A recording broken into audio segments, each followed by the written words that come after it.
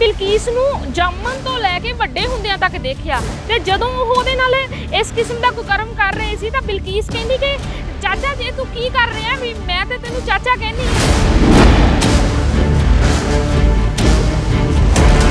ਤਾਂ ਇਹ CBI officer ਜਿਨ੍ਹਾਂ ਨੇ ਉਹ ਜਾਂਚ ਕੀਤੀ ਉਹ ਕਹਿੰਦੇ ਜਦੋਂ ਅਸੀਂ ਇਹ ਗੱਲ ਸੁਣੀ ਤਾਂ ਅਸੀਂ ਹਲੂਣੇ ਗਏ।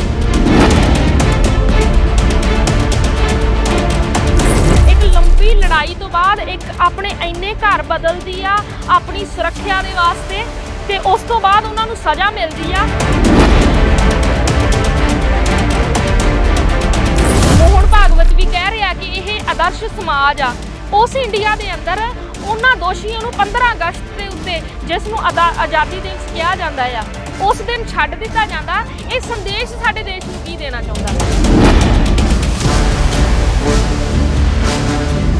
बलात्कारियों नूं इस किस्म दे नाल छड्डिया जाऊगा क्योंकि उन्होंने कहा कि वो संस्कारी ब्राह्मण ने। बहुत सारे बंदी सिंह ने जिन्हों ने अपनी सजावां पूरियां कर लियां बहुत सारे इहो जिहे लोग हैं जिन्हों की सजा जिहड़ा दोष आ किते साबित भी नहीं होया। प्रोफेसर दविंदरपाल हुणां दी गल करदे हां बिल्कुल यह संस्कारी ब्राह्मण जदों कहा जा रहा उन्होंने छड्डिया जा रहा ਤਾਂ ਇਹ ਸੋਚਣ ਵਾਲਾ ਮਾਮਲਾ ਕਿ ਇਹ ਕਿਸ ਕਿਸਮ ਦੇ ਸੰਸਕਾਰ ਨੇ ਉਹਨਾਂ ਦੇ।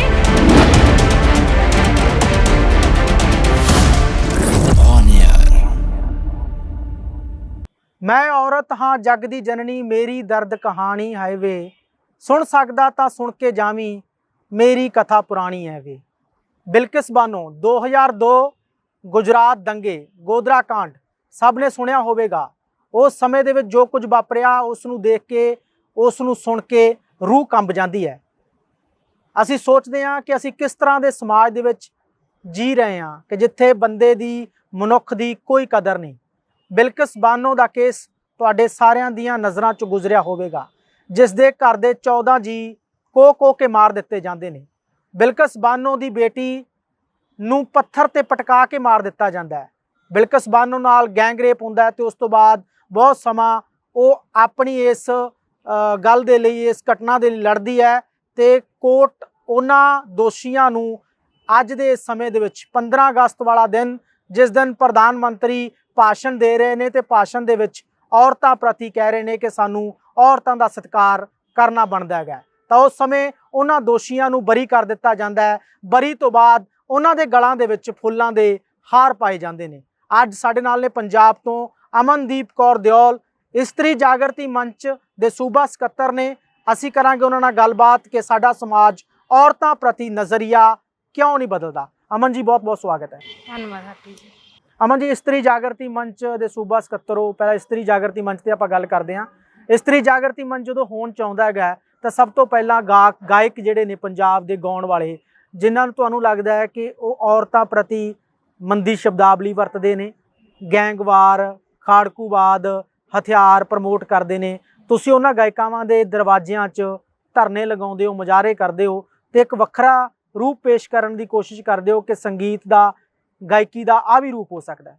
ਬਿਲਕੁਲ ਜੀ ਅਸੀਂ ਪੰਜਾਬ ਦੇ ਵਿੱਚ ਗਾਇਕੀ ਦੇ ਵਿੱਚ ਖਾਸ ਕਰਕੇ ਜਿਹੜੀਆਂ ਗੀਤ ਵੀਡੀਓਜ਼ ਨੇ ਸ਼ਬਦਾਂ ਦੇ ਨਾਲ ਉਹ ਵੀਡੀਓਜ਼ ਦੇ ਵਿੱਚ ਲੜਕੀਆਂ ਨੂੰ ਕਿਵੇਂ ਪੇਸ਼ ਕੀਤਾ ਜਾਂਦਾ ਇਹਨੂੰ ਲੈ ਕੇ ਇੱਕ ਸਰਵੇ ਕੀਤਾ ਜਿਸ ਤੋਂ ਬਾਅਦ ਜਿਹੜਾ ਆ ਕੁਝ ਗਾਇਕਾਂ ਦੇ ਨਾਮ ਆਏ ਉਹਨਾਂ ਦੇ ਘਰਾਂ ਦੇ ਘਰਾਓ ਕੀਤੇ ਗਏ ਜਿਸ ਤੋਂ ਬਾਅਦ ਪੰਜਾਬ ਸਰਕਾਰ ਨੇ ਇਹ ਵੀ ਕਿਹਾ ਕਿ ਅਸੀਂ ਇਸ ਤੇ ਇੱਕ ਕਲਚਰਲ ਪਾਲਿਸੀ ਬਣਾਵਾਂਗੇ। ਪਿਛਲੀ ਸਰਕਾਰ ਨੇ ਉਹ ਇੱਕ ਕਲਚਰਲ ਪਾਲਿਸੀ ਬਣਾਉਣ ਦੀ ਕੋਸ਼ਿਸ਼ ਵੀ ਕੀਤੀ ਜਿਹਦੇ 'ਚ ਉਹਨਾਂ ਨੇ ਨਵਜੋਤ ਸਿੱਧੂ ਨੂੰ ਉਹਦਾ ਚੇਅਰਪਰਸਨ ਵੀ ਲਗਾਇਆ ਸੀ ਜਿਹਦੇ 'ਚ ਸਾਰੀਆਂ ਜਥੇਬੰਦੀਆਂ ਨੂੰ ਸਾਨੂੰ ਬੁਲਾਇਆ ਗਿਆ ਸੀ ਪਰ ਉਹ ਕਿਸੇ ਜਿਹੜਾ ਆ ਸਿਰੇ ਨਹੀਂ ਚੜੀ। ਪਰ ਉਹਦੇ ਵਿੱਚ ਵੀ ਜੇ ਕੇਂਦਰੀ ਨੁਕਤਾ ਅਸੀਂ ਦੇਖਣਾ ਹੋਵੇ ਤਾਂ ਉਹ ਇਹੀ ਆ ਕਿ ਸਾਡੇ ਸਮਾਜ ਦੇ ਵਿੱਚ ਜਿਹੜੀਆਂ ਲੜਕੀਆਂ ਨੇ ਉਹਨੂੰ ਐਜ਼ ਏ ਮਨੁੱਖ ਅਜੇ ਸਵੀਕਾਰ ਹੀ ਨਹੀਂ ਕੀਤਾ ਗਿਆ ਹੈ। ਮਤਲਬ ਐਜ ਏ ਮਨੁੱਖ ਦੇ ਤੌਰ ਤੇ ਕਿਉਂਕਿ ਜੇ ਆਪਾਂ ਕਰੀਏ ਕਿ ਘੱਟ ਗਿਣਤੀਆਂ ਦਲਿਤ ਭਾਈਚਾਰਾ ਤੇ ਔਰਤ ਦੱਬੇ ਕੁਚਲੇ ਨੇ ਉਸੇ ਤਰ੍ਹਾਂ ਦੀ ਹਾਲਤ ਉਸੇ ਤਰ੍ਹਾਂ ਚੱਲੀ ਆ ਰਹੀ ਹੈ। ਤੁਸੀਂ ਕੁਝ ਗਾਇਕਾਵਾਂ ਦੇ ਦਰਵਾਜ਼ਿਆਂ 'ਚ ਜਾ ਕੇ ਬੈਠੇ ਧਰਨਾ ਲਗਾਇਆ ਗੀਤਾ ਜੈਲਦਾਰ ਦਾ ਨਾਂ ਲਿਆ ਜਾ ਸਕਦਾ ਹੈ ਦਲਜੀਤ ਦੋਸਾਂਝ ਦਾ ਨਾਂ ਲਿਆ ਜਾ ਸਕਦਾ ਜੋ ਤੁਸੀਂ ਧਰਨੇ ਲਗਾਏ ਕੋਈ ਫਰਕ ਨਜ਼ਰ ਆਇਆ ਉਹਨਾਂ ਦੀ ਗਾਇਕੀ ਦੇ ਵਿੱਚ ਜਾਂ ਉਸ ਸਮੇਂ ਜਦ ਤੁਸੀਂ ਰੋਸ ਜ਼ਾਹਰ ਕੀਤਾ? देखो जदों असी उस समय ये रोस जाहिर किया तो उस तो बाद जिवें दिलजीत दोसांझ नवां शहर के अंदर एक शो करन आए सी ਤਾਂ ਉੱਥੇ ਉਹਨਾਂ ਨੇ ਉਹ ਗੀਤ ਨਹੀਂ ਸੀ ਗਾਏ, ਕਿਉਂਕਿ ਉਸ ਰਾਤ ਵੀ ਜਿਹੜਾ ਆ ਸਾਡੀ ਜਥੇਬੰਦੀ ਦੇ ਜਿਹੜੇ ਕਾਰਕੁਨ ਸੀਗੇ ਉਹਨਾਂ ਨੇ ਉਹਦਾ ਕਿਹਾ ਸੀ ਕਿ ਜੇ ਇਸ ਕਿਸਮ ਦੀ ਇਹ ਅਸ਼ਲੀਲ ਗਾਇਕੀ ਗਾਊਗਾ ਤਾਂ ਅਸੀਂ ਇੱਥੇ ਇਹਦਾ ਘਿਰਾਓ ਕਰਾਂਗੇ। ਉਸ ਤੋਂ ਬਾਅਦ ਜਿਹੜਾ ਆ ਉਸ ਕਿਸਮ ਦੀ ਗਾਇਕੀ ਅਸੀਂ ਕਹਿ ਸਕਦੇ ਹਾਂ ਕਿ ਦਿਲਜੀਤ ਦੋਸਾਂਝ ਦੀ ਅਸੀਂ ਬਹੁਤ ਹੀ ਵੱਡੇ ਪੱਧਰ ਤੇ ਨਹੀਂ ਦੇਖੀ ਜਿਸ ਕਿਸਮ ਦੀ ਉਹ ਪਹਿਲਾਂ ਸੀ। ਅੱਜ ਦਿਲਜੀਤ ਦੋਸਾਂਝ ਨੂੰ ਜੇ ਦੇਖਦੇ ਆ ਤਾਂ ਉਹਦਾ ਜਿਹੜਾ ਸਿਨੇਮਾ ਆ ਜਾਂ ਫਿਲਮਾਂ ਦੇ ਵਿੱਚ ਵੀ ਉਹ ਫਿਰ ਵੀ ਕੁਛ ਨਾ ਕੁਛ ਇੱਕ ਬੈਟਰ ਕੰਮ ਕਰ ਰਿਹਾ ਹੈ। ਨਹੀਂ, ਗਾਇਕੀ 'ਚ ਤੁਹਾਨੂੰ ਲੱਗਦਾ ਕਿ ਨਿਖਾਰ ਆਇਆ ਜਾਂ ਜਿਹੜੇ ਨਵੇਂ ਮੁੰਡੇ ਗਾਉਣ ਲੱਗੇ ਉਹਨਾਂ ਨੇ ਆਪਣੀ ਲਾਈਨ ਜਿਹੜੀ ਚੇਂਜ ਕੀਤੀ? ਨਹੀਂ, ਦੇਖੋ ਮੈਨੂੰ ਇਹ ਲੱਗਦਾ ਕਿ ਇਹ ਇੱਕ ਬਿਲਕੁਲ ਕਹਿ ਲਈਏ ਕਿ ਸਮੁੰਦਰ ਦੇ ਵਿੱਚੋਂ ਜਿਹੜਾ ਆ ਇੱਕ ਬਾਲਟੀ ਪਾਣੀ ਦੇ ਸਮਾਨ ਆ ਕਿ ਅਸੀਂ ਇੱਕ ਕੋਸ਼ਿਸ਼ ਕੀਤੀ, ਕਿਉਂਕਿ ਵੇਖੋ ਕਿ ਆਪਾਂ ਇਹ ਕੋਸ਼ਿਸ਼ ਕੀਤੀ ਕਿ ਕਿਉਂਕਿ ਲੋਕਾਂ ਦੇ ਅੰਦਰ ਵੀ ਇਹ ਜਿਹੜੀ ਚੀਜ਼ ਆ ਕਿਤੇ ਨਾ ਕਿਤੇ ਲੋਕਾਂ ਨੂੰ ਲੱਗਦੀ ਸੀ। ਪਰ ਗੱਲ ਇਹ ਆ ਕਿ ਜਦੋਂ ਅਸੀਂ ਇਹ ਆਵਾਜ਼ ਚੱਕੀ ਤਾਂ ਬਹੁਤ ਸਾਰੀਆਂ ਸੰਸਥਾਵਾਂ ਇਹਦੇ ਖਿਲਾਫ ਖੜੀਆਂ ਹੋਈਆਂ। ਅੱਜ ਇਹ ਮਸਲਾ ਕੱਲਾ ਗਾਇਕੀ ਦੇ ਵਿੱਚ ਜੇ ਅਸੀਂ ਕਹੀਏ ਕਿ ਗਾਇਕੀ ਬਦਲ ਜਾਊਗੀ, ਠੀਕ ਆ, ਇਹਦਾ ਇੱਕ ਰੋਲ ਆ, ਪਰ ਇਹਦਾ ਸਾਰੇ ਦਾ ਸਾਰਾ ਗਾਇਕੀ ਦਾ ਸੰਬੰਧ ਸਾਡੇ ਆਲੇ ਦੁਆਲੇ ਦੇ ਨਾਲ, ਸਾਰੇ ਸਮਾਜ ਦੇ ਨਾਲ ਜੁੜਿਆ ਹੋਇਆ ਆ। ਇਹ ਠੀਕ ਆ, ਗਾਇਕੀ ਦੇ ਰਾਹੀਂ ਅਸੀਂ ਇੱਕ ਜਿਹੜੀ ਪ੍ਰੋਬਲਮ ਆ ਉਹਦੇ ਉੱਤੇ ਉਂਗਲ ਜਿਹੜੀ ਆ ਕਰਨ ਦੀ ਕੋਸ਼ਿਸ਼ ਕੀਤੀ ਹੈ ਤੇ ਉਹਦੇ ਤੇ ਉਂਗਲ ਗਈ ਵੀ ਉਸ ਸਮੇਂ। ਨਹੀਂ, ਤੁਹਾਨੂੰ ਇਹ ਨਹੀਂ ਲੱਗਦਾ ਹੈਗਾ ਕਿ ਗੀਤ ਮੁੱਢ ਤੋਂ ਕਦੀਮ ਤੋਂ ਚੱਲੇ ਆ ਰਹੇ ਨੇ, ਰਿਸ਼ਤਿਆਂ ਨੂੰ ਲੈ ਕੇ, ਦਿਓਰ ਭਰਜਾਈ ਦੇ ਰਿਸ਼ਤੇ ਨੂੰ ਲੈ ਕੇ ਜਾਂ ਹੋਰ ਜੇ ਚਮਕੀਲਾ ਉਹਨਾਂ ਦੀ ਗੱਲ ਕਰੀਏ ਤਾਂ ਉਹਨਾਂ ਤੇ ਵੀ ਦੋਸ਼ ਲੱਗੇ ਨੇ ਕਿ ਵੀ ਗਾਇਕੀ ਜਿਹੜੀ ਉਹ ਸਾਫ਼ ਸੁਥਰੀ ਨਹੀਂ ਹੈ। ਨਹੀਂ, ਦੇਖੋ ਗਾਇਕੀ ਦੇ ਵਿੱਚ ਆਪਾਂ ਕਹਿੰਦੇ ਆ ਕਿ ਕਲਾ, ਗਾਇਕੀ ਜਿਹੜੀ ਹੈ ਕਲਾ ਦਾ ਇੱਕ ਰੂਪ ਆ ਤੇ ਕਲਾ ਦਾ ਜਿਹੜਾ ਸਮਾਜ ਪ੍ਰਤੀ ਇੱਕ ਰੋਲ ਆ, ਕਿਉਂਕਿ ਕੋਈ ਵੀ ਚੀਜ਼ ਜਿਹੜੀ ਆ ਸਮਾਜ ਨੂੰ ਅਫੈਕਟ ਕਰਦੀ ਆ, ਚਾਹੇ ਉਹ ਗਾਇਕੀ ਆ, ਚਾਹੇ ਉਹ ਸਿਨੇਮਾ ਆ, ਸਾਰਾ ਕੁਝ। ਤੇ ਜਦੋਂ ਅਸੀਂ ਗਾਇਕੀ ਦੀ ਗੱਲ ਕਰਦੇ ਆ ਉਹਨੇ ਸਮਾਜ ਨੂੰ ਕੁਝ ਦੇਣਾ ਹੁੰਦਾ ਆ। ਉਹ ਨਾ ਪੱਖੀ ਹੋਊਗਾ ਤਾਂ ਸਾਡੇ ਸਮਾਜ ਦੇ ਅੰਦਰ ਉਸ ਕਿਸਮ ਦੇ ਜਿਹੜੇ ਰੁਝਾਨ ਨੇ ਉਹ ਵਧਣਗੇ। ਜੇ ਅੱਜ ਕਹੀਏ ਗੈਂਗਵਾਰ ਆ ਤੇ ਜੇ ਕੋਈ ਗੀਤ ਗੈਂਗਵਾਰ ਨੂੰ ਪ੍ਰਮੋਟ ਕਰਨਗੇ ਤਾਂ ਉਹ ਸਾਡੇ ਸਮਾਜ ਨੂੰ ਸ਼ੁਭ ਸੰਦੇਸ਼ ਨਹੀਂ ਦੇਣਗੇ। ਉਸ ਪਾਸੇ ਦੂਜੇ ਪਾਸੇ ਜਦੋਂ ਅੱਜ ਅਸੀਂ ਵੇਖਦੇ ਕਿ ਕਿਸਾਨੀ ਘੋਲ ਚੱਲਿਆ ਤਾਂ ਬਹੁਤ ਸਾਰੇ ਲੋਕ ਪੱਖੀ ਗੀਤ ਵੀ ਆਏ। ਸਮਾਜ ਦੇ ਨਾਲ ਕਲਾ ਦਾ ਰਿਸ਼ਤਾ ਆ। ਜੇ ਸਮਾਜ ਸਾਡਾ ਅੱਜ ਸੰਕਟ 'ਚ ਹੋਊਗਾ ਤਾਂ ਸਾਡੀ ਕਲਾ ਵੀ, ਸਾਡਾ ਸਾਰਾ ਕੁਝ ਉਸ ਕਿਸਮ ਦਾ ਹੀ ਹੋਣਾ। ਜੇ ਸਮਾਜ ਬਦਲੂਗਾ ਕਲਾ ਨੇ ਬਦਲਣਾ, ਦੋਵਾਂ ਦਾ ਰਿਲੇਸ਼ਨ ਆ। ਕਈ ਵਾਰੀ ਕਲਾ ਵੀ ਸਮਾਜ ਨੂੰ ਬਦਲਣ ਦੇ ਵਿੱਚ ਰੋਲ ਅਦਾ ਕਰਦੀ ਆ। ਕਈ ਵਾਰੀ ਚੰਗੀ ਗਾਇਕੀ ਵੀ ਜਿਹੜੀ ਆ ਸਾਡੇ ਸਮਾਜ ਨੂੰ ਸੋਚਣ ਲਾਉਂਦੀ ਆ, ਚੰਗੀਆਂ ਫਿਲਮਾਂ ਵੀ ਸਾਡੇ ਸਮਾਜ ਨੂੰ ਸੋਚਣ ਲਾਉਂਦੀਆਂ। ਇਹ ਇੱਕ ਯਤਨ ਆ, ਪਰ ਅਸੀਂ ਇਹ ਕਹੀਏ ਕਿ ਇਹ ਸਾਰਾ ਕੁਝ ਸਿਰਫ ਇੱਕ ਸਟਰਗਲ ਦੇ ਨਾਲ ਹੋ ਜਾਊਗਾ, ਐਵੇਂ ਨਹੀਂ ਹੋਣਾ। ਇਹ ਸਮੁੱਚੇ ਸਮਾਜ ਦੀ ਜਿਹੜੀ ਆ ਆਰਥਿਕ ਰਾਜਨੀਤਿਕ ਤਬਦੀਲੀ ਦੇ ਨਾਲ ਜੁੜਿਆ ਹੋਇਆ ਮਸਲਾ ਵੀ ਹੈ। ਜੀ ਅਮਨ ਜੀ, ਜਿਵੇਂ ਆਪਾਂ ਬਿਲਕਿਸ ਬਾਨੋ ਹੋਣਾ ਦੇ ਕੇਸ ਦੀ ਗੱਲ ਸ਼ੁਰੂਆਤ ਦੇ ਵਿੱਚ ਕਰ ਚੁੱਕੇ ਹਾਂ, ਤੁਸੀਂ ਸੋਚਿਆ ਕਿ ਜਿਵੇਂ ਗਾਇਕੀ ਤੋਂ ਸ਼ੁਰੂ ਕਰੀ, ਵੀ ਗਾਇਕੀ ਦੇ ਰਾਹੀਂ, ਫਿਲਮਾਂ ਦੇ ਰਾਹੀਂ ਅਸੀਂ ਸਮਾਜ ਨੂੰ ਬਦਲ ਵੀ ਸਕਦੇ ਹਾਂ, ਚੰਗਾ ਸੁਨੇਹਾ ਦੇ ਸਕਦੇ ਹਾਂ। ਔਰਤਾਂ ਪ੍ਰਤੀ ਨਜ਼ਰੀਆ ਮੁੱਢ ਕਦੀਮ ਤੋਂ ਉਸੇ ਤਰ੍ਹਾਂ ਚੱਲਿਆ ਆ ਰਿਹਾ। ਅੱਜ ਅਸੀਂ ਕਹਿੰਦੇ ਹਾਂ ਕਿ ਔਰਤ ਮੋਢੇ ਨਾਲ ਮੋਢਾ ਜੋੜ ਕੇ ਕੰਮ ਕਰਨ ਲੱਗੀ ਹੈ, ਪਰ ਦਫ਼ਤਰਾਂ 'ਚ ਦੇਖੀਏ ਜਾਂ ਕਿਤੇ ਵੀ ਕੰਮ ਕਰਨ ਜਾਂਦੀ ਹੈ ਤਾਂ ਉਸਦੇ ਹਾਲਾਤ ਉਸੇ ਤਰ੍ਹਾਂ ਦੇ ਨੇ, ਉਸੇ ਤਰ੍ਹਾਂ ਹੀ ਉਸ ਨੂੰ ਉਸ ਨਜ਼ਰ ਦੇ ਨਾਲ ਹੀ ਦੇਖਿਆ ਜਾਂਦਾ ਹੈ, ਇੱਕ ਵਸਤੂ ਦੇ ਤੌਰ ਤੇ ਪੇਸ਼ ਕੀਤਾ ਜਾਂਦਾ ਹੈਗਾ। ਦੇਖੋ ਹੈਪੀ ਜੀ, ਦੋ ਚੀਜ਼ਾਂ ਨੇ ਕਿ ਔਰਤਾਂ ਦੇ ਪ੍ਰਤੀ ਜਿਹੜਾ ਸਮਾਜ ਦੇ ਵਿੱਚ ਮੁੱਢ ਕਦੀਮ ਤੋਂ ਜਿਹੜੀ ਤੁਸੀਂ ਗੱਲ ਕਰ ਰਹੇ ਹੋ ਸੋਚ ਦੀ, ਉਹਦਾ ਜਿਹੜਾ ਸੰਬੰਧ ਆ ਸਾਡੇ ਸਮਾਜ ਦੇ ਨਾਲ ਹੀ ਜੁੜਿਆ ਹੋਇਆ ਕਿ ਸਾਡਾ ਸਮਾਜ ਇੱਕ ਜਗੀਰੂ ਜਿਹੜਾ ਆ, ਜੇ ਅੱਜ ਦੇ ਸਮੇਂ 'ਚ ਦੇਖੀਏ ਤੇ ਅਰਧ ਜਗੀਰੂ ਸੁਸਾਇਟੀ ਆ, ਜਿਹਦੇ ਵਿੱਚ ਕਹਿ ਲਈਏ ਕਿ ਮਾਡਰਨ ਵਿਚਾਰ ਵੀ ਪਏ ਨੇ ਕਿਤੇ ਨਾ ਕਿਤੇ, ਤੇ ਉਹੀ ਜਿਹੜਾ ਜਗੀਰਦਾਰੀ ਸਮਾਜ ਦੀਆਂ ਕਦਰਾਂ ਕੀਮਤਾਂ ਨੇ ਉਹ ਵੀ ਕਿਤੇ ਨਾ ਕਿਤੇ ਜਿਹੜੀਆਂ ਨੇ ਉਹ ਸਾਡੇ ਪੈਰਾਂ ਦੇ ਵਿੱਚ ਬੇੜੀਆਂ ਦੇ ਰੂਪ ਵਿੱਚ ਨੇ। ਅੱਜ ਜਿਹੜੀਆਂ ਸਾਡੇ ਸਮਾਜ ਦੀਆਂ ਔਰਤਾਂ ਨੇ, ਚਾਹੇ ਉਹ ਸਮਾਜ ਦੇ ਵਿੱਚ ਅੱਗੇ ਆ ਗਈਆਂ। ਮੰਨ ਲਓ ਕਿ ਅੱਜ ਕੁੜੀਆਂ ਕੰਮ ਦੀ ਵੰਡ ਆ। ਮੰਨ ਲਓ ਇੱਕ ਸਮਾਂ ਸੀ ਕਿ ਜਦੋਂ ਔਰਤਾਂ ਘਰ ਦਾ ਕੰਮ ਕਰਦੀਆਂ ਸੀ, ਬੰਦੇ ਬਾਹਰ ਜਾ ਕੇ ਜੰਗਲ ਦੇ ਵਿੱਚ ਜਾਂ ਹੋਰ ਜਿਹੜਾ ਖੇਤੀਬਾੜੀ ਦਾ ਕੰਮ ਕਰਦੇ ਸੀ। ਉਹ ਇੱਕ ਜ਼ਿੰਦਗੀ ਦੀ ਤੌਰ ਦੇ ਵਿੱਚੋਂ ਕੰਮ ਵੰਡ ਹੋਈ। ਉਸ ਸਮੇਂ ਔਰਤਾਂ ਨੇ ਉਹ ਅਸੈਪਟ ਕਰ ਲਿਆ, ਪਰ ਅੱਜ ਜਦੋਂ ਅਸੀਂ ਦੇਖਦੇ ਹਾਂ ਕਿ ਸਾਡੀਆਂ ਔਰਤਾਂ ਸਮਾਜ ਵਿੱਚ ਬਾਹਰ ਨਿਕਲ ਸਕਦੀਆਂ ਨੇ, ਅੱਜ ਉਹ ਬਾਹਰ ਜਾ ਕੇ ਕੰਮ ਕਰਨ ਲੱਗ ਗਈਆਂ ਬਰਾਬਰ ਆਪਣੇ ਹਸਬੈਂਡ ਦੇ ਨਾਲ, ਭਰਾਵਾਂ ਦੇ ਨਾਲ, ਤਾਂ ਅੱਜ ਉਹਨਾਂ ਦੀ ਕੰਮ ਵੰਡ ਮੁੜ ਤੋਂ ਹੋਣੀ ਚਾਹੀਦੀ ਸੀਗੀ। ਪਰ ਅੱਜ ਕੀ ਆ ਕਿ ਉਹ ਬਾਹਰਲਾ ਕੰਮ ਵੀ ਕਰਦੀਆਂ, ਘਰ ਦਾ ਕੰਮ ਵੀ ਕਰਦੀਆਂ, ਬਲਕਿ ਉਹ ਕਿ ਦੋਹਰੇ ਬੋਝ ਦੀਆਂ ਸ਼ਿਕਾਰ ਨੇ। ਤਾਂ ਸਮਾਜ ਮੁੜ ਤੋਂ ਜਿਹੜਾ ਆ ਰਿਵਾਈਵ ਕਰਨ ਦੀ ਲੋੜ ਹੈਗੀ ਆ। ਤਾਂ ਇਸ ਲਈ ਇਹ ਗੱਲ ਜੇ ਅਸੀਂ ਕਹੀਏ ਕਿ ਅੱਜ ਵੀ ਔਰਤਾਂ ਜਿਹੜੀਆਂ ਨੇ ਉਸ, ਕਿਉਂਕਿ ਸੋਚ ਉਸ ਕਿਸਮ ਦੀ ਸਮਾਜ ਵਿੱਚ ਪਈ ਆ ਕਿ ਔਰਤਾਂ ਨੂੰ ਬੰਦੇ ਤੋਂ ਘਟਾ ਕੇ ਦੇਖਿਆ ਜਾਂਦਾ ਆ, ਉਹ ਸੋਚ ਦਾ ਜਿਹੜਾ ਆਧਾਰ ਪਿਆ ਇਸ ਸਮਾਜ ਦੇ ਅੰਦਰ, ਪੈਦਾਵਾਰ ਦੇ ਸਾਧਨ ਜਿਹੜੇ ਨੇ ਉਹਨਾਂ ਦੇ ਉੱਤੇ ਜਿਹੜੀ ਆ ਕਾਣੀ ਵੰਡ ਪਈ ਆ। ਤਾਂ ਇਸ ਲਈ ਇਹ ਸਾਰਾ ਮਸਲਾ ਇਹਦੇ ਨਾਲ ਜੁੜਿਆ ਹੋਇਆ। ਦੂਜੀ ਉਹ ਸਾਰੀ ਸੋਚ ਨੂੰ ਵੀ ਬਦਲਣ ਦਾ ਮਾਮਲਾ ਪਿਆ ਹੈ। ਜੀ ਮਤਲਬ ਸਮਝ ਦਾ ਚੱਕਰ ਹੈ। ਜਿਵੇਂ ਅਸੀਂ ਅਕਸਰ ਦੇਖਦੇ ਹਾਂ ਬਹੁਤ ਸਾਰੇ ਬਿਆਨ ਆ ਜਾਂਦੇ ਆ ਕਿ ਕੁੜੀਆਂ ਜਿਹੜੀਆਂ ਛੋਟੇ ਕੱਪੜੇ ਪਾਉਂਦੀਆਂ ਨੇ, ਸਾਡੀ ਸਮਝ ਮੁਤਾਬਕ ਸਾਨੂੰ ਲੱਗਦਾ ਕਿ ਛੋਟੇ ਕੱਪੜੇ ਨੇ, ਛੋਟੇ ਕੱਪੜੇ ਵੱਡੇ ਕੱਪੜੇ, ਤੁਹਾਡਾ ਨਜ਼ਰੀਆ ਨਹੀਂ ਸਹੀ ਹੁੰਦਾ। ਨਿਰਭਇਆ ਕਾਂਡ ਵਾਪਰਦਾ ਹੈਗਾ, ਜੰਮੂ ਚ ਕਾਂਡ ਵਾਪਰਦਾ ਹੈ, ਬਿਲਕਿਸ ਬਾਨੋ ਵਾਲੀ ਆਪਾਂ ਗੱਲ ਕਰਦੇ ਹਾਂ 2002 ਚ ਵਾਪਰਦੀ ਹੈ, ਦੋਸ਼ੀਆਂ ਨੂੰ ਹਾਰ ਪਾ ਕੇ ਸਵਾਗਤ ਕੀਤਾ ਜਾਂਦਾ ਹੈਗਾ। ਬਿਲਕੁਲ ਸਾਡੇ ਦੇਸ਼ ਦੇ ਵਿੱਚ ਅੱਜ ਜਦੋਂ ਅਸੀਂ ਦੇਖ ਰਹੇ ਹਾਂ ਬਿਲਕਿਸ ਬਾਨੋ ਵਾਲਾ ਕੇਸ ਆ, ਆਸਿਫਾ ਵਾਲਾ ਆ, ਨਿਰਭਇਆ ਦੇ ਖਿਲਾਫ ਸਾਡੇ ਦੇਸ਼ ਦੇ ਵਿੱਚ ਬਹੁਤ ਵੱਡੀ ਐਜੀਟੇਸ਼ਨ ਹੋਈ। ਚਾਹੇ ਉਹਦੀ ਪਿੱਠ ਭੂਮੀ ਜੇ ਅਸੀਂ ਦੇਖਦੇ ਹਾਂ ਤੇ ਉਹਦੇ ਵਿੱਚ ਜਿਹੜੀ ਅੱਜ ਸਾਡੇ ਪੰਜਾਬ ਦੇ ਅੰਦਰ ਹਾਕਮ ਜਮਾਤ ਪਾਰਟੀ ਬੈਠੀ ਆ, ਆਮ ਆਦਮੀ ਪਾਰਟੀ, ਉਹਦੇ ਆਧਾਰ ਦੇ ਉਸ ਸਮੇਂ ਉਸ ਐਜੀਟੇਸ਼ਨ ਦਾ ਉਹਨੂੰ ਬਹੁਤ ਸਾਰਾ ਜਿਹੜਾ ਆ ਉਹਨਾਂ ਬੈਨੀਫਿਟ ਉਹਨਾਂ ਨੇ ਲਿਆ ਆ। ਪਰ ਉਸ ਤੋਂ ਬਾਅਦ ਜੇ ਅਸੀਂ ਦੇਖਦੇ ਹਾਂ ਚਾਹੇ ਆਸਿਫਾ ਆ ਜੰਮੂ ਦੇ ਵਿੱਚ, ਉਹ ਛੋਟੀ ਬੱਚੀ ਦੇ ਨਾਲ ਮੰਦਿਰ ਦੇ ਅੰਦਰ ਬਲਾਤਕਾਰ ਕੀਤਾ ਜਾਂਦਾ ਆ, ਤੇ ਇਹ ਸਾਡੇ ਦੇਸ਼ ਦੇ ਅੰਦਰ ਪਹਿਲੀ ਵਾਰੀ ਹੁੰਦਾ ਕਿ ਦੋਸ਼ੀਆਂ ਦੇ ਹੱਕ ਦੇ ਵਿੱਚ ਤਿਰੰਗਾ ਯਾਤਰਾ ਕੀਤੀ ਜਾਂਦੀ ਆ। ਤੇ ਅੱਜ ਬਿਲਕਿਸ ਬਾਨੋ ਵਾਲਾ ਕੇਸ ਵੀ ਅਸੀਂ ਦੇਖ ਰਹੇ ਹਾਂ। ਬਿਲਕਿਸ ਬਾਨੋ ਜਿਹਦੇ ਬਾਰੇ ਤੁਸੀਂ ਸ਼ੁਰੂ ਦੇ ਵਿੱਚ ਹੀ ਗੱਲ ਕੀਤੀ ਆ ਕਿ ਉਹਦੇ ਪਰਿਵਾਰ ਦੇ 14 ਜੀਆਂ ਨੂੰ ਕਤਲ ਕਰ ਦਿੱਤਾ ਜਾਂਦਾ ਆ, ਤੇ ਉਹ ਬੱਚੀ ਨੂੰ ਵੱਡੇ ਹੁੰਦਿਆਂ ਵੇਖਿਆ ਜਿਹੜੇ ਲੋਕਾਂ ਨੇ, ਜਿਹੜੇ ਬੰਦਿਆਂ ਨੇ ਉਹਦਾ ਰੇਪ ਕੀਤਾ, 54 ਸਾਲ ਦੇ ਤੇ 58 ਸਾਲ ਦੇ ਉਹ ਬੰਦੇ ਜਿਹੜੇ ਨੇ, ਉਹ ਇੱਕ ਤਰ੍ਹਾਂ ਦੇ ਨਾਲ ਉਹਨਾਂ ਦੇ ਘਰ ਚੋਂ ਦੁੱਧ ਲੈਣ ਜਾਂਦੇ ਸੀ, ਤੇ ਬਿਲਕਿਸ ਉਸ ਸਮੇਂ 19 ਸਾਲ ਦੀ ਸੀ। ਤੁਸੀਂ ਇਹ ਦੇਖੋ ਕਿ ਉਹਨਾਂ ਨੇ ਬਿਲਕਿਸ ਨੂੰ ਜੰਮਣ ਤੋਂ ਲੈ ਕੇ ਵੱਡੇ ਹੁੰਦਿਆਂ ਤੱਕ ਦੇਖਿਆ, ਤੇ ਜਦੋਂ ਉਹ ਉਹਦੇ ਨਾਲ ਇਸ ਕਿਸਮ ਦਾ ਕੁਕਰਮ ਕਰ ਰਹੇ ਸੀ ਤਾਂ ਬਿਲਕਿਸ ਕਹਿੰਦੀ ਕਿ ਚਾਚਾ ਜੇ ਤੂੰ ਕੀ ਕਰ ਰਿਹਾ, ਵੀ ਮੈਂ ਤੇ ਤੈਨੂੰ ਚਾਚਾ ਕਹਿੰਦੀ ਆ। ਤਾਂ ਇਹ CBI ਆਫੀਸਰ ਜਿਨ੍ਹਾਂ ਨੇ ਉਹ ਜਾਂਚ ਕੀਤੀ, ਉਹ ਕਹਿੰਦੇ ਜਦੋਂ ਅਸੀਂ ਇਹ ਗੱਲ ਸੁਣੀ ਤਾਂ ਅਸੀਂ ਹਲੂਣੇ ਗਏ। ਸਵਾਲ ਇਹ ਆ ਕਿ ਬਿਲਕਿਸ ਵੀ ਜਦੋਂ ਇਸ ਸਾਰੀ ਅਨਿਆਂ ਦੇ ਖਿਲਾਫ ਲੜਦੀ ਆ, ਡਟਦੀ ਆ, ਇੱਕ ਲੰਬੀ ਲੜਾਈ ਤੋਂ ਬਾਅਦ ਇੱਕ ਆਪਣੇ ਇੰਨੇ ਘਰ ਬਦਲਦੀ ਆ ਆਪਣੀ ਸੁਰੱਖਿਆ ਦੇ ਵਾਸਤੇ, ਤੇ ਉਸ ਤੋਂ ਬਾਅਦ ਉਹਨਾਂ ਨੂੰ ਸਜ਼ਾ ਮਿਲਦੀ ਆ, ਤੇ ਉਹ ਇਸ ਨਵੇਂ ਦੇਸ਼ ਦੇ ਅੰਦਰ, ਇਹ ਨਵਾਂ ਇੰਡੀਆ ਜਿਹਨੂੰ ਮੋਹਨ ਭਾਗਵਤ ਵੀ ਕਹਿ ਰਿਹਾ ਕਿ ਇਹ ਆਦਰਸ਼ ਸਮਾਜ ਆ, ਉਸ ਇੰਡੀਆ ਦੇ ਅੰਦਰ ਉਹਨਾਂ ਦੋਸ਼ੀਆਂ ਨੂੰ 15 ਅਗਸਤ ਦੇ ਉੱਤੇ, ਜਿਸ ਨੂੰ ਆਜ਼ਾਦੀ ਦਿਵਸ ਕਿਹਾ ਜਾਂਦਾ ਆ, ਉਸ ਦਿਨ ਛੱਡ ਦਿੱਤਾ ਜਾਂਦਾ। ਇਹ ਸੰਦੇਸ਼ ਸਾਡੇ ਦੇਸ਼ ਨੂੰ ਕੀ ਦੇਣਾ ਚਾਹੁੰਦਾ? ਇਹ ਸੰਦੇਸ਼ ਨਿਆਂ ਦਾ ਵੀ ਅਪਮਾਨ ਆ ਕਿਤੇ ਨਾ ਕਿਤੇ। ਇਹ ਜਿਹੜੀ ਸਾਰੀ ਚੀਜ਼ ਆ ਇਸ ਦੇਸ਼ ਦੀਆਂ ਔਰਤਾਂ ਦਾ ਵੀ ਅਪਮਾਨ ਆ ਕਿ ਜੇ ਬਲਾਤਕਾਰੀਆਂ ਨੂੰ ਇਸ ਕਿਸਮ ਦੇ ਨਾਲ ਛੱਡਿਆ ਜਾਊਗਾ, ਕਿਉਂਕਿ ਉਹਨਾਂ ਨੇ ਕਿਹਾ ਕਿ ਉਹ ਸੰਸਕਾਰੀ ਬ੍ਰਾਹਮਣ ਨੇ, ਇਸ ਕਰਕੇ ਉਹਨਾਂ ਦਾ ਸੰਸਕਾਰੀ ਸੀਗੇ, ਇਸ ਕਰਕੇ ਉਹਨਾਂ ਨੂੰ ਛੱਡ ਦਿੱਤਾ, ਉਹਨਾਂ ਨੇ ਸਜ਼ਾ ਪੂਰੀ ਕਰ ਲਈ ਆ। ਤਾਂ ਇਹ ਸਵਾਲ ਇੱਕ ਨਵਾਂ ਸਵਾਲ ਵੀ ਆ ਕਿ ਅੱਜ ਜੇਲ੍ਹਾਂ ਦੇ ਅੰਦਰ ਬਹੁਤ ਸਾਰੇ ਲੋਕ ਇਦਾਂ ਦੇ ਸੜ ਰਹੇ ਆ, ਬਹੁਤ ਸਾਰੇ ਬੰਦੀ ਸਿੰਘ ਨੇ ਜਿਨ੍ਹਾਂ ਨੇ ਆਪਣੀਆਂ ਸਜ਼ਾਵਾਂ ਪੂਰੀਆਂ ਕਰ ਲਈਆਂ, ਬਹੁਤ ਸਾਰੇ ਇਹੋ ਜਿਹੇ ਲੋਕ ਆ ਜਿਨ੍ਹਾਂ ਦੀ ਸਜ਼ਾ, ਜਿਹੜਾ ਦੋਸ਼ ਆ ਉਹ ਕਿਤੇ ਸਾਬਤ ਵੀ ਨਹੀਂ ਹੋਇਆ। ਪ੍ਰੋਫੈਸਰ ਦਵਿੰਦਰਪਾਲ ਹੁਣਾਂ ਦੀ ਗੱਲ ਕਰਦੇ ਹਾਂ, ਬਿਲਕੁਲ ਪ੍ਰੋਫੈਸਰ ਦਵਿੰਦਰਪਾਲ ਭੁੱਲਰ ਜਿਨ੍ਹਾਂ ਦਾ ਦੋਸ਼ ਵੀ ਨਹੀਂ ਸਾਬਤ ਹੋਇਆ, ਉਹਨਾਂ ਦੀ ਸਾਰੀ ਜਵਾਨੀ, ਉਹਨਾਂ ਦੀ ਸਾਰੀ ਜ਼ਿੰਦਗੀ ਜੇਲ੍ਹ ਦੇ ਅੰਦਰ ਕੱਟ ਦਿੱਤੀ ਗਈ ਆ। ਤਾਂ ਉਦੋਂ ਇਹ ਯਾਦ ਕਿਉਂ ਨਹੀਂ ਆਉਂਦਾ? ਇਹ ਸੰਸਕਾਰੀ ਬ੍ਰਾਹਮਣ ਜਦੋਂ ਕਿਹਾ ਜਾ ਰਿਹਾ, ਉਹਨਾਂ ਨੂੰ ਛੱਡਿਆ ਜਾ ਰਿਹਾ, ਤਾਂ ਇਹ ਸੋਚਣ ਵਾਲਾ ਮਾਮਲਾ ਕਿ ਇਹ ਕਿਸ ਕਿਸਮ ਦੇ ਸੰਸਕਾਰ ਨੇ ਉਹਨਾਂ ਦੇ, ਤੇ ਸਾਡੇ ਦੇਸ਼ ਦੇ ਵਾਸਤੇ ਉਹਨਾਂ ਦੇ ਔਰਤਾਂ ਪ੍ਰਤੀ ਕੀ ਸੋਚ ਹੋਊਗੀ ਜੇ ਉਹ ਇਹੋ ਜਿਹਾ ਆਦਰਸ਼ ਭਾਰਤ ਬਣਾਉਣਾ ਚਾਹੁੰਦੇ ਨੇ।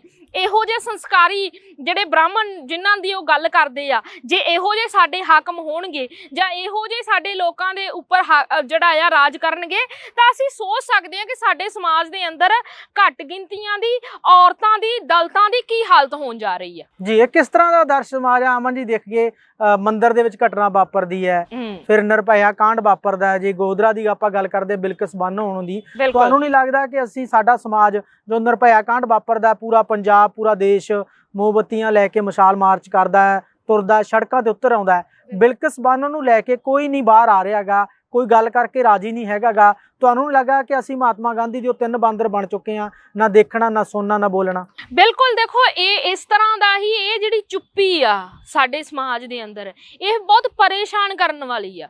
ਕਿਉਂਕਿ ਅੱਜ ਬਿਲਕਿਸ ਬਾਨੋ ਆ, ਮੰਨ ਲਓ ਕਿ ਬਿਲਕਿਸ ਬਾਨੋ ਨਾਲ ਜੋ ਸਾਰਾ ਕੁਝ ਹੋਇਆ, ਗੋਦਰਾ ਕਾਂਡ ਇੱਕ ਤਰ੍ਹਾਂ ਨਾਲ ਜੇ ਦੇਖੀਏ ਤਾਂ ਪੰਜਾਬ ਦੀ 84 ਵਰਗਾ ਕਾਂਡ ਆ ਗੁਜਰਾਤ ਦੇ ਅੰਦਰ। ਜਿਵੇਂ ਪੰਜਾਬ ਦੇ ਲੋਕ 84 ਨੂੰ ਕਦੇ ਇਹ ਨਹੀਂ ਕਹਿੰਦੇ ਹੈਗੇ, ਉਹ ਹਮੇਸ਼ਾ ਉਹਨੂੰ ਦੰਗਿਆਂ ਦੇ ਨਾਂ ਨਾਲ ਯਾਦ ਕਰਦੇ ਆ, ਤੇ ਉਹ ਗੁਜਰਾਤ ਦੇ ਅੰਦਰ ਉਹੀ ਜਿਹੜਾ ਨਰਸੰਹਾਰ ਹਿੰਦੂ ਮੁਸਲਿਮ ਦਾ ਹੋਇਆ, ਜਿਹੜਾ ਇੱਥੇ ਸਿੱਖ ਹਿੰਦੂ ਦਾ ਕਰਵਾਇਆ ਗਿਆ।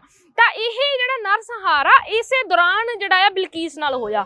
ਤਾਂ ਜੇ ਅਸੀਂ ਇਸ ਦੇ ਉੱਤੇ ਚੁੱਪ ਰਹਿੰਦੇ ਆ, ਇਸ ਸਾਰੀ ਘਟਨਾ ਦੇ ਉੱਤੇ, ਤਾਂ ਇਹ ਸੋਚੋ ਕਿ ਕੱਲ ਨੂੰ ਉਹਦੇ ਵਿੱਚੋਂ ਬਿਲਕਿਸ ਬਾਨੋ ਨਾ ਹੋ ਕੇ ਸਾਡੇ ਘਰਾਂ ਦੀਆਂ ਕੋਈ ਧੀਆਂ ਹੋ ਸਕਦੀਆਂ ਨੇ। ਜਿਸ ਕਿਸਮ ਦਾ ਮਾਹੌਲ ਅੱਜ BJP ਸਰਕਾਰ ਸਾਡੇ ਪੂਰੇ ਦੇਸ਼ ਦੇ ਅੰਦਰ ਬਣਾਉਣ ਜਾ ਰਹੀ ਆ, ਘੱਟ ਗਿਣਤੀਆਂ ਦੇ ਖਿਲਾਫ ਜਿਹੜਾ ਆ ਉਹ ਲਗਾਤਾਰ ਹਮਲਾ ਵਿੱਢਿਆ ਹੋਇਆ। ਹੋਇਆ।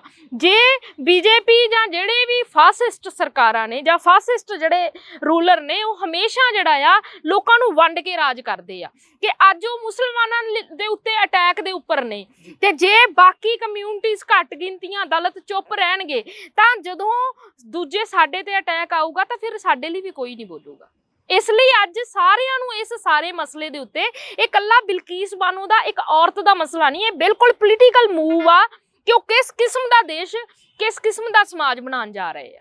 ਇਹ ਔਰਤਾਂ ਦੀ ਗੱਲ ਹੋ ਗਈ। ਸਾਡੇ ਸਮਾਜ ਨੂੰ ਕਿਵੇਂ ਦੇਖਦੇ ਹੋ, ਪੰਜਾਬ ਨੂੰ ਕਿਵੇਂ ਦੇਖਦੇ ਹੋ ਅਮਨ ਜੀ? ਪੰਜਾਬ ਦੇ ਵਿੱਚ ਕਦੇ ਗੁੱਜਰ ਸਿੱਖ ਮਤਲਬ ਵਰਸਜ ਕਰਾ ਦਿੱਤਾ ਜਾਂਦਾ ਹੈ, ਕਦੇ ਮਤਲਬ ਇਸ ਤਰ੍ਹਾਂ ਇੱਕ ਦੂਜੇ ਨਾਲ ਪੜਿਆ ਦਿੱਤਾ ਜਾਂਦਾ ਹੈਗਾ ਤਾਂ ਕਿ ਲੋਕ ਲੜਦੇ ਰਹਿਣ, ਜਿਹੜੇ ਅਸਲੀ ਮੁੱਦੇ ਉਹ ਪਾਸੇ ਹੋ ਜਾਣ। ਬਿਲਕੁਲ, ਦੇਖੋ ਇਹ ਇੱਕ ਚੀਜ਼ ਸਮਝਣ ਦੀ ਲੋੜ ਆ ਕਿ ਬੀਜੇਪੀ ਸਰਕਾਰ ਜੋ ਹੈ ਲਗਾਤਾਰ ਇਹ ਕੋਸ਼ਿਸ਼ਾਂ ਪੂਰੇ ਦੇਸ਼ ਦੇ ਅੰਦਰ ਕਰ ਰਹੀ ਆ। ਵੱਖ-ਵੱਖ ਸਟੇਟਾਂ ਦੇ ਅੰਦਰ ਜਿਹੜੀਆਂ ਨੇ ਹੋਰਾਂ ਸਰਕਾਰਾਂ ਨੂੰ ਤੋੜ ਕੇ ਖਰੀਦੋ ਫਰੋਖਤ ਕਰਕੇ ਉਹ ਬੀਜੇਪੀ ਨੂੰ ਜਿਹੜਾ ਆ ਜਮਾਉਣ ਲੱਗੇ ਆ ਕਿਉਂਕਿ ਉਹਨਾਂ ਦਾ ਏਜੰਡਾ ਬੜਾ ਸਾਫ਼ ਆ ਕਿ ਆਉਂਦੇ 25 ਨੂੰ ਜਿਹੜਾ ਆ ਉਹਨਾਂ ਦਾ ਪੂਰੀ ਇੱਕ 100 ਸਾਲ ਹੋਣ ਜਾ ਰਹੇ ਨੇ ਜਦੋਂ ਉਹਨਾਂ ਨੇ RSS ਦੇ ਸੰਗਠਨ ਦੀ ਜਿਹੜੀ ਆ ਸਥਾਪਨਾ ਕੀਤੀ ਸੀ। ਤਾਂ ਉਹ ਬਿਲਕੁਲ ਉਹ ਕਹਿੰਦੇ ਆ ਕਿ ਅਸੀਂ ਇਸ 100 ਸਾਲ ਦੇ ਅੰਦਰ ਅਸੀਂ ਆਪਣਾ ਰਾਜ ਹਿੰਦੂ ਰਾਜ ਸਥਾਪਿਤ ਕਰ ਦੇਣਾ ਆ ਕਿਉਂਕਿ ਉਹ ਕਹਿੰਦੇ ਸਾਡਾ ਰਾਜ 800 ਸਾਲ ਬਾਅਦ ਆਇਆ। 800 ਸਾਲ ਤੋਂ ਪਹਿਲਾਂ ਜੇ ਅਸੀਂ ਸੋਚ ਲਈਏ ਕਿ ਜੇ ਉਹਨਾਂ ਦਾ ਰਾਜ 800 ਸਾਲ ਬਾਅਦ ਆਇਆ, 800 ਸਾਲ ਪਹਿਲਾਂ ਦਲਿਤਾਂ ਦੀ ਕੀ ਹਾਲਤ ਸੀਗੀ, ਇਸ ਸਮਾਜ ਦੇ ਅੰਦਰ ਔਰਤਾਂ ਦੀ ਕੀ ਹਾਲਤ ਸੀ। ਇਹ ਜੇ ਉਸੇ ਤਰ੍ਹਾਂ ਦਾ ਸਮਾਜ ਬਣਾਉਣਾ ਤੇ ਸਾਨੂੰ ਸਮਝ ਲੈਣਾ ਚਾਹੀਦਾ ਕਿ ਇਸ ਸਮਾਜ ਦੇ ਅੰਦਰ ਜਿਹੜੀਆਂ ਲੋਕਾਂ ਦੇ ਸ਼ਹਿਰੀ ਹੱਕ ਨੇ ਉਹ ਸਾਰੇ ਖੋਏ ਜਾਣਗੇ। ਜਿਸ ਕਿਸਮ ਦੀ ਜਿਹੜੀ ਹਿਟਲਰ ਨੇ ਆਪਣੇ ਦੇਸ਼ ਦੇ ਅੰਦਰ ਜਰਮਨੀ ਦੇ ਅੰਦਰ ਜਿਹੜਾ ਆ ਉੱਥੋਂ ਦੇ ਲੋਕਾਂ ਦੇ ਖਿਲਾਫ ਇੱਕ ਜੰਗ ਵਿੱਢੀ ਸੀਗੀ, ਉਸੇ ਤਰ੍ਹਾਂ ਦੀ ਜੰਗ ਅੱਜ ਮੋਦੀ ਸਰਕਾਰ ਮੋਦੀ ਹਕੂਮਤ ਇੱਥੋਂ ਦੀਆਂ ਘੱਟ ਗਿਣਤੀਆਂ ਦੇ ਖਿਲਾਫ ਦਲਿਤਾਂ ਦੇ ਖਿਲਾਫ ਜਿਹੜੀ ਵਿੱਢ ਰਹੀ ਆ। ਸਾਰੀਆਂ ਵੱਖ-ਵੱਖ ਨੈਸ਼ਨੈਲਿਟੀਜ਼ ਨੂੰ ਦੱਬ ਕੇ ਉਹ ਸਿਰਫ ਇੱਕੋ ਸਿਵਲ ਕੋਡ ਜਿਹੜਾ ਲਾਗੂ ਕਰਨਾ ਚਾਹੁੰਦੇ ਆ, ਇੱਕੋ ਭਾਸ਼ਾ ਇੱਕੋ ਰਾਸ਼ਟਰ। ਇਹ ਸਾਰਾ ਜਿਹੜਾ ਆ ਬੀਜੇਪੀ ਦਾ RSS ਦਾ ਏਜੰਡਾ ਹੈਗਾ ਆ, ਉਹਨੂੰ ਲਾਗੂ ਕਰਨ ਜਾ ਰਹੇ ਆ। ਤੇ ਜੇ ਅਸੀਂ ਅੱਜ ਇਹਦੇ ਤੇ ਨਹੀਂ ਬੋਲਦੇ ਤਾਂ ਇਹ ਬਹੁਤ ਜਲਦੀ ਸਾਡੇ ਲੋਕਾਂ ਨੂੰ ਖਾ ਜਾਊਗਾ। ਨਹੀਂ, ਸਾਡੇ ਕੋਲ ਕੋਈ ਚਾਰਾ ਨਹੀਂ ਬਚਣਾ ਇਹਦੇ ਖਿਲਾਫ ਬੋਲਣ ਤੋਂ ਇਲਾਵਾ। ਅਮਨ ਜੀ, ਜੇ ਆਪਾਂ ਗੱਲ ਕਰੀਏ ਮੁਸਲਿਮ ਕਮਿਊਨਿਟੀ ਦੀ ਗੱਲ ਕਰੀਏ, ਟ੍ਰਿਪਲ ਤਲਾਕ ਦੀ ਗੱਲ ਹੁੰਦੀ ਹੈ, ਹਿਜਾਬ ਦੀ ਗੱਲ ਹੁੰਦੀ ਹੈ। ਦੂਸਰੇ ਪੰਜਾਬ ਦੀ ਗੱਲ ਕਰੀਏ ਕਿ ਪਿਛਲੇ ਦਿਨਾਂ 'ਚ ਘਟਨਾ ਵਾਪਰੀ ਹੈ, ਕੜਾ ਪਾ ਕੇ ਬੱਚਾ ਸਕੂਲ ਜਾਂਦਾ ਉਸ ਨੂੰ ਰੋਕ ਦਿੱਤਾ ਜਾਂਦਾ ਹੈ, ਪਟਕਾ ਬੰਨਿਆ ਉਸ ਨੂੰ ਰੋਕ ਲਿਆ ਜਾਂਦਾ, 에ਅਰਪੋਰਟ ਤੇ ਵੀ ਤੁਹਾਨੂੰ ਰੋਕ ਲਿਆ ਜਾਂਦਾ, ਪੱਗ ਦੇਖ ਕੇ ਰੋਕ ਲੈਂਦੇ ਨੇ ਬਹੁਤ ਥਾਵਾਂ ਦੇ ਉੱਤੇ। ਇਸ ਨੂੰ ਕਿਵੇਂ ਦੇਖਦੇ ਹੋ? ਦੇਖੋ, ਇਹ ਸਾਰਾ ਇਸ ਚੀਜ਼ ਦੇ ਨਾਲ ਜੁੜਿਆ ਹੋਇਆ ਹੀ ਮਾਮਲਾ ਆ। ਜਿਸ ਸਮੇਂ ਹਿਜਾਬ ਦਾ ਵਿਵਾਦ ਸ਼ੁਰੂ ਹੋਇਆ ਉਸੇ ਸਮੇਂ ਉੱਥੇ ਇੱਕ ਸਿੱਖ ਬੱਚੇ ਨੂੰ ਜਿਹੜਾ ਆ ਪਟਕਾ ਬੰਨਣ ਤੋਂ ਵੀ ਰੋਕਿਆ ਗਿਆ ਸੀ ਕਿਉਂਕਿ ਬੀਜੇਪੀ ਸਰਕਾਰ ਜਿਹੜੀ ਆ ਇਸ ਮੁਲਕ ਦੇ ਅੰਦਰ ਉਹ ਇਸ ਮੁਲਕ ਦੇ ਸੰਵਿਧਾਨ ਨੂੰ ਨਹੀਂ ਮੰਨਦੀ। ਉਹ ਸਮਝਦੀ ਆ ਕਿ ਜਿਹੜੀ ਮਨੂ ਸਮ੍ਰਿਤੀ ਆ ਉਹ ਸਾਡੀ ਜਿਹੜਾ ਆ ਵਿਧਾਨ ਹੋਊਗਾ, ਸਮਾਜਿਕ ਵਿਧਾਨ ਸਾਡੇ। ਮਨੂ ਸਮ੍ਰਿਤੀ ਜਿਹੜੀ ਆ ਉਹ ਸਿਰਫ ਤੇ ਸਿਰਫ ਜਿਹੜੀ ਆ ਆਪਾਂ ਦੇਖਦੇ ਆ ਕਿ 4 ਵਰਨਾਂ ਦੇ ਆਧਾਰਿਤ ਆ ਕਿ ਜਿਹਦੇ ਵਿੱਚ ਜਿਹੜੇ ਆ ਸਭ ਤੋਂ ਉੱਪਰ ਸਵਰਨ ਨੇ, ਫਿਰ ਜਿਹੜੇ ਆ ਕਸ਼ਤਰੀ ਨੇ, ਸ਼ੂਦਰ ਨੇ। ਇਸ ਤਰ੍ਹਾਂ ਦੇ ਨਾਲ ਜਿਹੜੀ ਆ ਉਹ ਵੰਡ ਆ, ਉਹ ਬਿਲਕੁਲ ਉਹ ਵੰਡ ਨੂੰ ਸਾਡੇ ਦੇਸ਼ ਦੇ ਅੰਦਰ ਲਾਗੂ ਕਰਨ ਜਾ ਰਹੇ ਨੇ। ਵੱਖ-ਵੱਖ ਕਿਸਮ ਦੇ ਜਿਹੜਾ ਕਲਚਰ ਆ, ਚਾਹੇ ਉਹ ਅਸੀਂ ਕਹਿੰਦੇ ਆ ਕਿ ਪੰਜਾਬੀ ਆ, ਪੰਜਾਬੀ ਕਲਚਰ ਵੱਖਰਾ ਹੈ, ਪੰਜਾਬੀ ਲੋਕਾਂ ਦਾ ਖਾਣਾ ਪੀਣਾ ਰਹਿਣਾ ਸਹਿਣਾ ਸਭ ਕੁਝ ਵੱਖਰਾ ਆ, ਬੰਗਾਲੀਆਂ ਦਾ ਵੱਖਰਾ ਹੋਊਗਾ। ਜਦੋਂ ਉਹ ਇਸ ਤਰ੍ਹਾਂ ਨੈਸ਼ਨੈਲਿਟੀਜ਼ ਨੂੰ ਵੀ ਦੱਬਣ ਲੱਗੀਆਂ ਹੋਈਆਂ ਕਿ ਇੱਕੋ ਸਾਰਾ ਕੁਝ ਰਹੂਗਾ। ਹਿੰਦੀ, ਮੰਨ ਲਓ ਕਿ ਸਾਊਥ ਵਾਲੇ ਹਿੰਦੀ ਭਾਸ਼ਾ ਨੂੰ ਜਾਣਦੇ ਹੀ ਨਹੀਂ, ਉਹ ਕਹਿੰਦੇ ਹਿੰਦੀ ਰਾਸ਼ਟਰ ਭਾਸ਼ਾ ਆ। ਜੇ ਇਸ ਤਰੀਕੇ ਦੇ ਨਾਲ ਉਹ ਖੇਤਰੀ ਭਾਸ਼ਾਵਾਂ ਨੂੰ, ਖੇਤਰ ਦੇ ਸਾਰੀਆਂ ਜਿਹੜੇ ਮਸਲੇ ਨੇ ਉਹਨਾਂ ਨੂੰ ਦੱਬਣ ਲੱਗੀ ਆ। ਪੰਜਾਬ ਨੂੰ ਜੇ ਅਸੀਂ ਦੇਖਦੇ ਹਾਂ, ਪੰਜਾਬ ਦੇ ਅੰਦਰ ਜਿਹੜੀ ਭਾਖੜਾ ਬੋਰਡ ਮੈਨੇਜਮੈਂਟ ਆ ਉਹਦੇ 'ਚੋਂ ਪੰਜਾਬ ਦੀ ਨੁਮਾਇੰਦਗੀ ਨੂੰ ਖਤਮ ਕਰ ਦਿੱਤਾ ਗਿਆ ਆ। ਚੰਡੀਗੜ੍ਹ ਕਹਿੰਦੇ ਸਾਡਾ ਆ, ਪੰਜਾਬ ਯੂਨੀਵਰਸਿਟੀ ਉਹ ਖੋਣ ਲੱਗੇ ਹੋਏ ਆ। ਤਾਂ ਇਹ ਸਿੱਧਾ ਜਿਹੜਾ ਆ, ਜਿਹੜੇ ਸਾਡੇ ਅਸੀਂ ਪਹਿਲਾਂ ਵੀ ਕਹਿ ਰਹੇ ਹਾਂ ਕਿ ਜਦੋਂ ਖੇਤੀ ਕਾਨੂੰਨ ਵੀ ਆਏ ਨੇ, ਉਹ ਸਾਡਾ ਜਿਹੜਾ ਰਾਜਾਂ ਦੇ ਹੱਕ ਨੇ ਉਹਨਾਂ ਨੂੰ ਜਿਹੜਾ ਆ ਕੇਂਦਰ ਦੇ ਆਪਣੀ ਸੱਤਾ ਦੇ ਵਿੱਚ ਲੈ ਰਹੀ ਹੈ, ਕੇਂਦਰੀਕਰਨ ਕਰ ਰਹੀ ਹੈ ਸਾਰੀਆਂ ਸ਼ਕਤੀਆਂ ਦਾ ਕਿ ਸਾਰਾ ਕੁਝ ਸਾਡੇ ਕੋਲ ਰਹੂਗਾ। ਇੱਥੇ ਵੀ ਅਸੀਂ ਇਹੀ ਦੇਖਦੇ ਹਾਂ ਕਿ ਬੀਜੇਪੀ ਸਰਕਾਰ ਜਿਹੜੀ ਆ ਜਿਹੜੇ ਵੀ ਰਾਜਾਂ ਦੇ ਹੱਕ ਨੇ ਉਹਨਾਂ ਨੂੰ ਖੋਹਣ ਲੱਗੀ ਹੋਈ ਆ।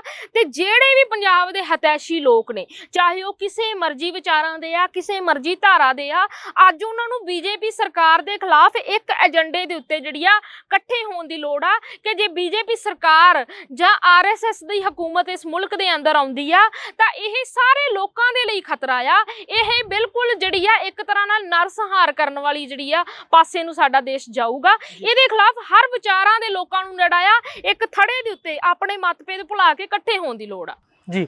ਬਹੁਤ ਬਹੁਤ ਸ਼ੁਕਰੀਆ ਅਮਨ ਜੀ, ਤੁਸੀਂ ਸਾਨੂੰ ਆਪਣਾ ਕੀਮਤੀ ਸਮਾਂ ਦਿੱਤਾ। ਧੰਨਵਾਦ ਜੀ। ਲਓ ਜੀ, ਇਹ ਸਨ ਅਮਨ ਦਿਓਲ, ਇਸਤਰੀ ਜਾਗਰਤੀ ਮੰਚ ਤੋਂ ਸਾਡੇ ਨਾਲ ਜੁੜੇ, ਜਿਨ੍ਹਾਂ ਨੇ ਆਪਣੇ ਵਿਚਾਰ ਸਾਂਝੇ ਕੀਤੇ ਨੇ। ਸਾਡੇ ਸਮਾਜ ਜੋ ਕੁਝ ਵਾਪਰਦਾ ਹੈ ਸਹਿਣਯੋਗ ਨਹੀਂ ਹੈ। ਸਾਨੂੰ ਚਾਹੀਦਾ ਕਿ ਇਸ ਦੇ ਖਿਲਾਫ ਜੋ ਵਾਪਰ ਰਿਹਾ ਹੈਗਾ ਉਸ ਦੇ ਖਿਲਾਫ ਅਸੀਂ ਆਵਾਜ਼ ਬੁਲੰਦ ਕਰੀਏ ਤੇ ਬਿਲਕਿਸ ਬਾਨੋ ਉਸ ਨੂੰ ਇਨਸਾਫ ਮਿਲ ਸਕੇ, ਉਹ ਵੀ ਇਸ ਸਮਾਜ ਦੇ ਵਿੱਚ ਸਿਰ ਉੱਚਾ ਕਰਕੇ ਜਿਉ ਸਕੇ। ਕੈਮਰਾਮੈਨ ਮਲਕੀਤ ਤੇ ਹਰਪਾਲ ਦੇ ਨਾਲ ਹੈਪੀ ਭਗਤਾ।